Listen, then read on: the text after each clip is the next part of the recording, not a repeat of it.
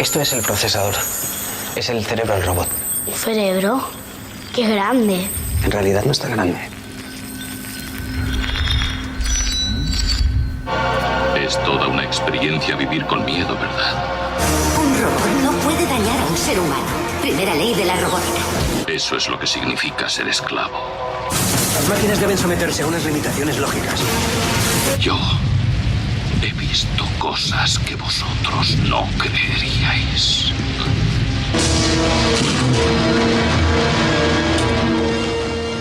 Desde luego, a veces cuesta bastante creerlo. Parece lejano, sobre todo cuando lo vemos, como en esta ocasión, en la gran pantalla, pero la inteligencia artificial, que por cierto surgió hace cosa de 70 años, es en pleno siglo XXI una realidad. La vemos integrada en cadenas de montaje, en pequeños robots que limpian nuestras casas o en coches de última generación que prácticamente conducen solos. El siguiente paso son los robots, no solo con físico humano, sino capaces de detectar sentimientos. Es, dicen los expertos, el mayor reto tecnológico de la historia, una cuarta revolución industrial que presenta posibilidades y amenazas a partes iguales. Bueno, pues para analizar este debate nos acompañan esta mañana aquí en el plato de Buenos Días Paula Peñas, ingeniera del Itainova. Buenos días. Hola, buenos días. Y Manuel González Bedias, profesor investigador de la Universidad de Zaragoza. Hola, buenos días. La primera pregunta para arrancar este debate es ¿de qué hablamos cuando hablamos de inteligencia artificial? Porque realmente es una realidad, es un prisma con muchas caras. Pues yo distinguiría dos acepciones fundamentales. Una, la que casi nos motiva que estemos aquí, que es el término que se ha trasladado a los medios, que tiene mucho que ver con las transformaciones digitales que vamos a vivir y con unas tecnologías muy concretas que explotan bases de datos masivas. Y luego habría otra acepción, que sería más académica, que tiene que ver con un programa de investigación que surgió hace unos 60, 70 años y que tenía como dos hipótesis. La primera era que con las máquinas de computar, con los ordenadores, podemos replicar inteligencia. Esa es una hipótesis aún no comprobada del todo. Y la segunda es que con esas máquinas y esos comportamientos inteligentes podríamos aprender algo sobre nosotros mismos, sobre nuestra propia mente. Entonces hay un dominio más científico, más de base de fundamentos y un dominio más aplicado, más cercano a la industria. Esa sería un poco la distinción así fundamental. Y en esas dos áreas, en cualquier caso, en un futuro se plantea que podamos ver imágenes como las que hace un momento se proyectaban en imágenes. ¿Conviviremos en algún momento con los robots? ¿Eso va a existir? Hombre, yo pienso que ya es indudable que si echamos la vista atrás, digamos que 7,5 millones de personas utilizaban el móvil. Hoy ya son 50 millones de líneas las que hay. Hoy en día tenemos ya robots en casas que limpian, limpian el polvo, tenemos drones que ya empiezan a visualizar imágenes. O sea, al final, hace 20 años no hubiésemos pensado que íbamos a tener esto, pero es una realidad. Entonces, es indudable que dentro de 20 años, pues vamos a tener que convivir en cierta manera con este tipo de robots. ¿Vale? Conocíamos hace poco, lo más novedoso es el caso de Sofía, ¿no? Una robot que es capaz de detectar esas emociones. ¿Qué puertas se abren? Porque claro, si es capaz de detectar lo que nosotros estamos sintiendo y actuar en consecuencia... Yo creo que también hay un poco de deslumbramiento en todo esto de la inteligencia artificial. Es cierto, coincido con mi compañera, vamos a vivir unas transformaciones tecnológicas que van a cambiar un poco el entorno y la tecnoestructura en la que vivimos, pero muchas de las cosas que aparecen en las películas entran dentro más de una forma de conjurar miedos, como hace el arte siempre, o peligros a los que no sabemos si nos vamos a enfrentar y con la realización, digamos, ficticia nos tranquilizamos, ¿no? Muchas de las cosas que aparecen en la ciencia ficción no hay visos de que se vayan a producir. Pero sí es cierto que hay, por ejemplo, en el ámbito de los robots autónomos o robots domésticos, una investigación muy interesante sobre, como comentabas, sobre las interacciones, digamos, más afectivas, más emocionales, más de aprender los patrones para que estas máquinas que convivirán con nosotros se comporten correctamente y se comporten, digamos, moralmente. Esa sí que es una línea en la que se está trabajando muy interesante. Me gustaría compartir con ustedes las imágenes de un ingeniero japonés, es casi experto en réplicas y ha llegado a hacer, ahora podremos ver las imágenes, incluso la suya propia, lo vemos ahí, son casi prácticamente iguales. No sé qué valoración hacen de estos inventos, ¿no? De estas puestas en práctica de robots que realmente sí que imitan lo que vemos en las películas. Bueno, yo aquí distinguiría dos cosas. Hay una parte muy mediática. Hay una parte de Japón, es una de las grandes potencias en el ámbito de la inteligencia artificial y la robótica, pero sabe utilizar muchos de sus desarrollos como imagen de marca. Entonces, yo conozco, he visto físicamente el robot y es muy impresionante, sobre todo en el aspecto externo, el aspecto estético, de la piel, de los comportamientos, pero el propio ingeniero, el propio desarrollador sabe un poco el uso que le da, que no es, a efectos de investigación, tiene unos objetivos bastante limitados. Sí, yo creo que actualmente sí que hay robots y está avanzada la inteligencia artificial en tareas más repetitivas, pero la parte de emociones y lo que es la parte humana todavía queda mucho por avanzar y, como ha dicho pues mi compañero, creo que están magnificando un poco todavía el estado actual de cómo están estas tecnologías. Pongamos por caso que se llegaran a desarrollar, que llegara a ser algo más habitual. ¿Qué debate ético se hable? Decía la Comisión Europea, debatía hace tan solo unos meses, que no ocurra, ¿no? Alertaba que no ocurriera lo mismo que ha ocurrido con la realidad digital, donde va muy por delante la sociedad, con el debate ético y también incluso con las leyes al respecto. Todo desarrollo tecnológico y todas las potencialidades que abre hacen que la sociedad vaya un poco después viendo cuáles son las consecuencias, intentando regularlas. Es decir, aunque es cierto que las tecnologías más actuales van muy deprisa, ese proceso de ir un poco por detrás es algo como absolutamente natural. Yo sí distinguiría en el aspecto ético dos cuestiones. Por un lado, se habla casi siempre de la ética de las máquinas, de los valores que tendrían que tener estas máquinas para comportarse correctamente en sociedad, para no rebelarse contra nosotros. Yo tampoco ahí veo demasiados peligros, siempre hay un interruptor que podemos presionar y apagar, pero sobre todo es que todo eso está diseñado, está programado, por tanto, el gran peligro de la ética de las máquinas sería más bien una negligencia del ingeniero. Si máquinas que se comportan autónomamente o programas los instalas en un avión militar o en un reactor nuclear y pasan cosas, es más la falta de precaución del ingeniero, del humano, el que tiene la responsabilidad ahí. Esa sería una cosa. Y luego está la ética, como digo, de los ingenieros, la deontología. Ahí sí que los ingenieros deben tener también sus propios códigos éticos sobre qué tecnologías desarrollar y hasta dónde deben alcanzar, si luego son tecnologías con las que vamos a convivir y nos van a afectar muy importantemente. Sean humanos o con apariencia o no, lo cierto es que la automatización ya la tenemos encima. Decía datos de la OCDE que en unos años el 11% de los trabajos los desarrollarán máquinas. En esto, por cierto, el Fondo Monetario Internacional sacaba hace tan solo unos días un informe, se verán más afectadas las mujeres, un 11% respecto a los hombres.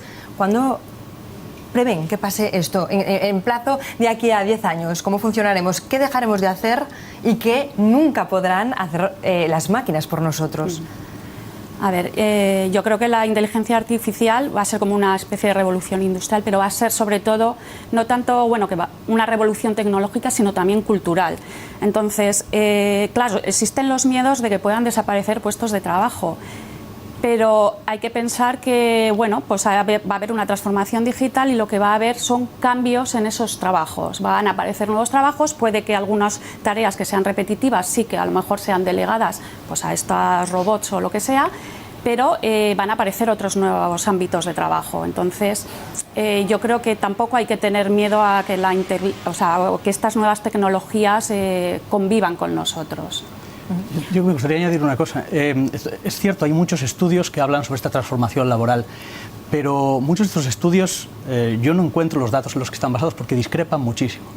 Y distingo tres posibles futuros por los que indistintamente se apuesta. Hay un futuro muy distópico, muy desastroso, en el que no vamos a ser capaces de absorber toda la gente que va a quedar en el paro, y eso va a ser un problema social.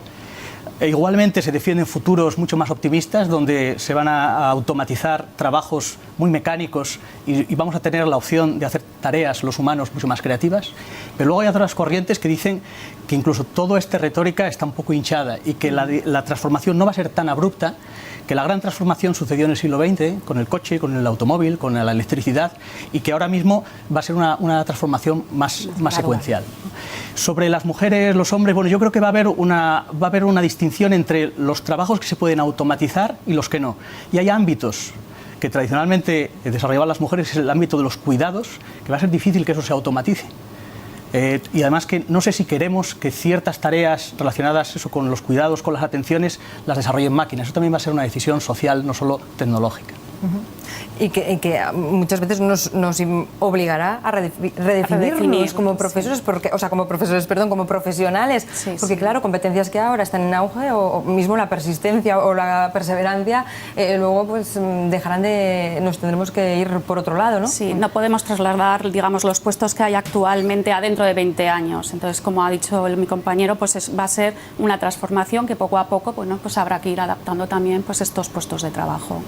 Bueno, pues de todo ello se habla hoy en Itainova, porque celebran una jornada sobre inteligencia artificial. Nosotros nos hemos ido hasta allí, hasta el laboratorio que hoy van a mostrar al público, y en la jornada se puede visitar este laboratorio de inteligencia artificial y sistemas cognitivos. Allí ya está nuestra compañera Jessica Larraz, y en este caso acompañada, creo, de un compañero un tanto especial. Jessica, buenos días, cuéntanos.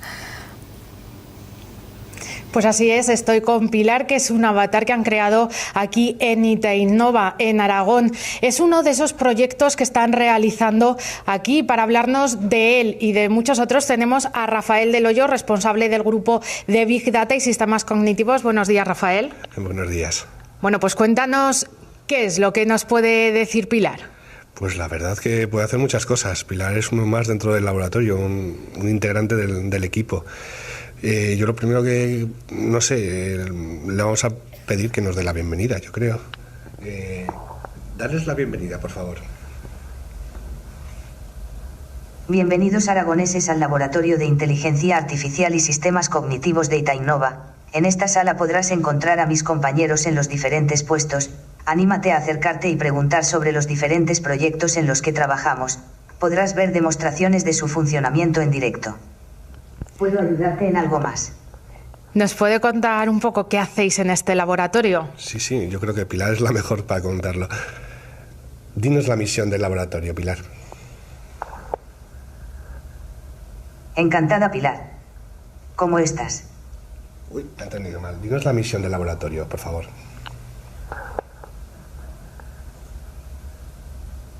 La misión del laboratorio es acercar desde Aragón las tecnologías de la inteligencia artificial cognitiva y el Big Data a sectores públicos y privados, así como ser referentes europeos en tecnologías cognitivas para la administración pública y sectores empresariales. Bueno, Rafael, cuéntanos algún proyecto en concreto que beneficia esa inteligencia artificial que hacéis aquí.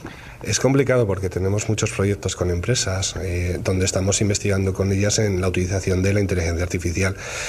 Desde la industria 4.0 hasta las redes sociales, pasando por la medicina. Yo creo que el proyecto más impactante, donde tiene un impacto social más importante, es, por ejemplo, en el cáncer de pulmón. Estamos trabajando con la Universidad de Zaragoza en desarrollar sistemas que detecten a través de los tags, de las radiografías, el cáncer de pulmón.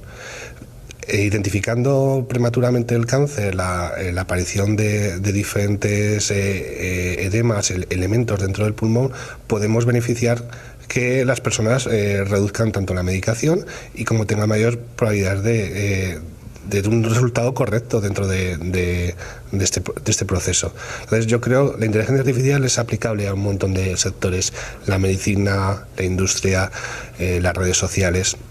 Yo creo que el mejor momento para hablar de la inteligencia artificial es venir al instituto, ver, tocar y que Pilar o mis compañeros os enseñen los proyectos que hay dentro del laboratorio. Bueno, pues con esa invitación nosotros nos marchamos ya y os dejamos allí en plato. Muchas gracias, Jessica. Desde luego, no sé a ustedes, supongo que no tanto como a mí, pero a mí me impresiona. ¿Qué les parece, no? Que es una cosa ya casi habitual que un avatar así nos hable de esta manera. Bueno, al final, pues claro, un diálogo entre máquina y un hombre, pues se intenta un poco, bueno, pues hacer a través de una interfaz más amigable. Entonces, bueno, pues poco a poco va cobrando ya mayor fuerza y mayor visibilidad este tipo de avatares o asistentes conversacionales. Un ámbito muy importante también de la inteligencia artificial es la repercusión o la oportunidad que va a generar para las administraciones públicas. ¿En qué se trabaja en este sentido? Bueno, al final las administraciones públicas son uno de los mayores generadores de datos, incluso invierten muchísimo en lo que es infraestructuras para el almacenamiento de datos. también uno de sus fines al final es pues mejorar la vida del ciudadano y de la sociedad en general. Entonces, este tipo de tecnologías como la inteligencia artificial, Big Data o sistemas cognitivos permiten en cierta manera pues, contribuir a esa mejora a través del desarrollo pues, de propuestas que se ajusten más a las necesidades de los ciudadanos. ¿Qué se está llevando a cabo en estos momentos? ¿En qué se traduciría? Pues al final, se traducen en servicios que pueden ser, pues desde, pues mejorar el acceso a información que tienen de manera muy distribuida, muy dispersa, no controlada, y a través de interfaces gráficos el facilitarle ese acceso a la información. ¿Vale? Estamos trabajando pues, con datos de Open Data, pues, con diferentes departamentos del Gobierno de Aragón, pues, un poco para satisfacer esas necesidades que tienen. Una de las patas, si no he entendido mal, era el turismo inteligente, ¿puede ser? ¿En qué consistiría esto? Una idea solamente para que nos hagamos. Al final, se trabajan pues, tecnologías de extraer información que aparece textual, que pueden ser tanto en fuentes que tienen ellos internas como externas, y tanto estructuradas o no estructuradas. Imaginemos que pues hay muchas cosas de turistas que se están diciendo por redes sociales. Entonces, al final lo que se hace es analizar también esa información. ¿Para qué? Pues para saber qué sentimientos tiene o qué opina las diferentes personas respecto a distintos ámbitos del turismo para, pues, sobre todo, mejorar.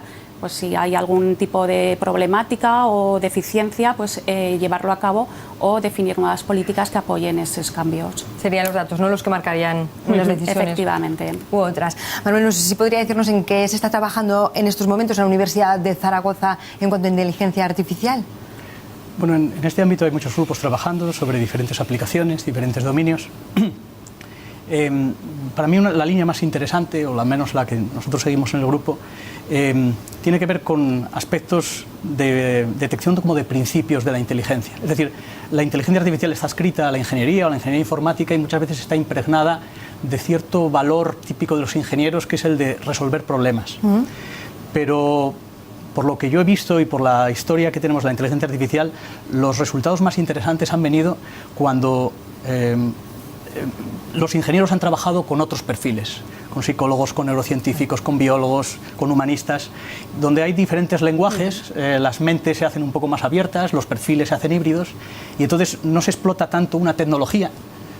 Todas estas tecnologías de las que estamos hablando son tecnologías capaces de procesar bases de datos ingentes, pero utilizan conceptos o técnicas de las que ya hay bastante tiempo que se han desarrollado. Entonces, a mí me interesa más esta visión de la inteligencia artificial como un dominio casi científico, de intentar encontrar principios o ideas de lo que significa la inteligencia y quizá proponer objetivos más a largo plazo que a resolver problemas concretos de los que tenemos, digamos, actualmente.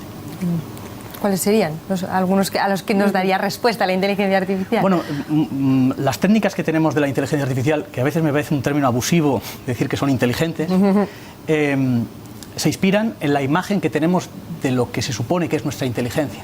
Pero esa imagen la puede tener un ingeniero en su cabeza y empezar a programar. Pero sobre la inteligencia hay muchas disciplinas que llevan trabajando mucho tiempo. La inteligencia no simplemente es resolver un teorema matemático. La inteligencia es adaptarse socialmente a un entorno como el nuestro, que es tan dinámico, tan abierto, con tanta eventualidad, con tanta incertidumbre, y ser capaz de sobrevivir. La flexibilidad, la autonomía, el sentido común son rasgos de la inteligencia humana que no están ahora mismo en los sistemas artificiales. En esos aspectos, algunas de las herramientas o los artefactos de inteligencia artificial, desde mi punto de vista, no se diferencian demasiado de una lavadora, en esos aspectos de flexibilidad o de sentido común.